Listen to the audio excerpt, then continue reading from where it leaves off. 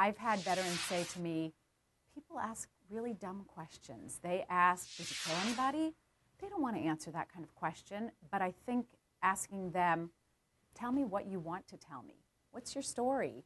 And really listening is important. I think there are some pretty big issues for coming back right now. One big issue is in the mental health arena. There's still a tremendous amount of stigma attached to any kind of mental health services, and there was a Mental Health Service Act passed in 2004 that really has helped to provide innovative services that helps to reduce stigma. A lot of anti-stigma programs are coming out. However, the military culture is still very much anti-mental health services. So there's some lip service to the necessity for mental health service provision, for the importance of mental health service provision. There is a tremendous amount of post-traumatic stress disorder. So I think a lot of civilians don't have a clear understanding of what it is like to be in a combat zone. I think not very many people know the right questions to ask, so they don't ask anything.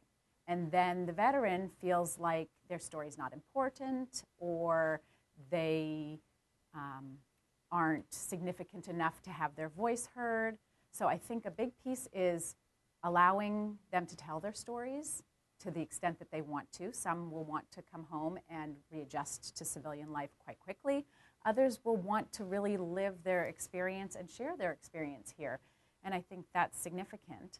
The idea of somebody in the military, in a combat zone, having to deal with the potential of their life being threatened, of a bomb, of a suicide bomber, an attack, I think we don't really understand that here. We conceptually understand it.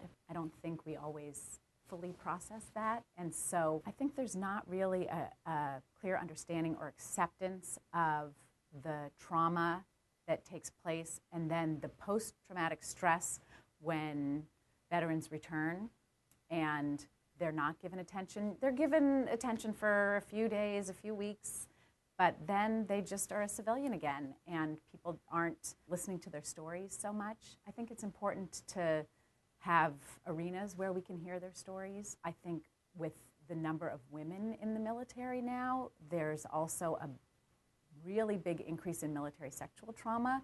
That's just now being addressed. It has not been addressed very much in the past, and I think it's going to be another 10 years before there's going to be services provided for women without the stigma attached. A lot of women don't even want to come forward. They come forward 15, 20 years later.